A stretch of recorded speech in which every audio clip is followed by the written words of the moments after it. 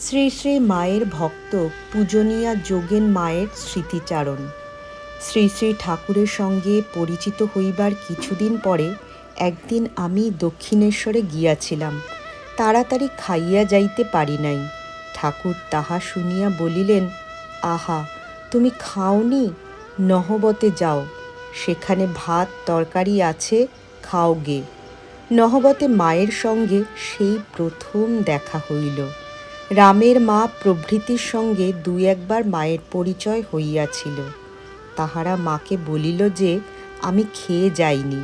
মা অমনি তাড়াতাড়ি ভাত তরকারি লুচি প্রভৃতি যা ছিল আমায় খাইতে দিলেন।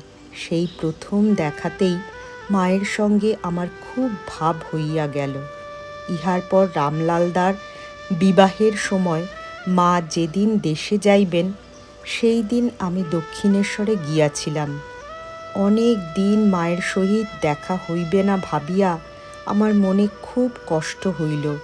যাইবার সময় মা ঠাকুরকে প্রণাম করিতে আসিলেন।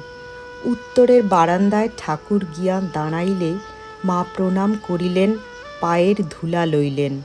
ঠাকুর বলিলেন, সাবধানে যাবে, নৌকায় রেলে কিছু ফেলে টেলে যেও না।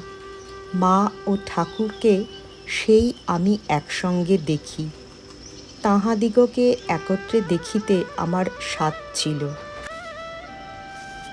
মা নৌকায় রওনা হইলেন। যতদূর দেখা গেল আমি নৌকার দিকে চাহিয়া রহিলাম।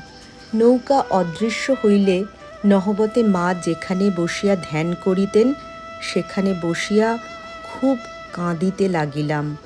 নহবতের পশ্চিম ধারের বারান্দায় দক্ষিণ মুখে বসিয়া মা ধ্যান করিতেন। ঠাকুর এদিকে আসিবার সময় আমার কান্না শুনিতে পাইয়াছিলেন। নিজের ঘরে গিয়া আমায় ডাকিয়া পাঠাইলেন। আমি যাইলে তিনি বলিলেন, ও চলে যেতে তোমার খুব দুঃখ হয়েছে?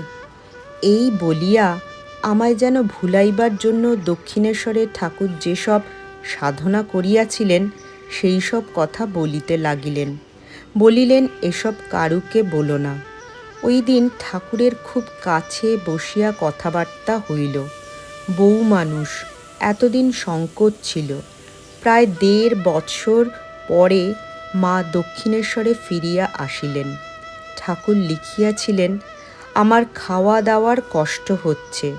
মা আসিলে ঠাকুর তাহাকে বলিয়াছিলেন, সেই যে ডাগর ডাগর চোখ মেয়েটি আসে সে তোমাকে খুব ভালোবাসে।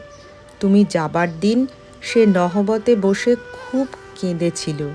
মা বলিলেন, হ্যাঁ, তার নাম যোগেন। আমি যখনই দক্ষিণেশ্বরে যাইতাম মা আমাকে সব কথা বলিতেন, পরামর্শ জিজ্ঞাসা করিতেন। আমি মায়ের চুল বাঁধিয়া দিতাম। আমার হাতের চুল বাঁধা মা এত ভালোবাসিতেন যে ৩-৪ দিন পরেও স্নানের সময় মাথার চুল খুলিতেন না। বলিতেন, না, ও যোগেনের বাঁধা চুল, সে যেদিন আসবে সেই দিন খুলব।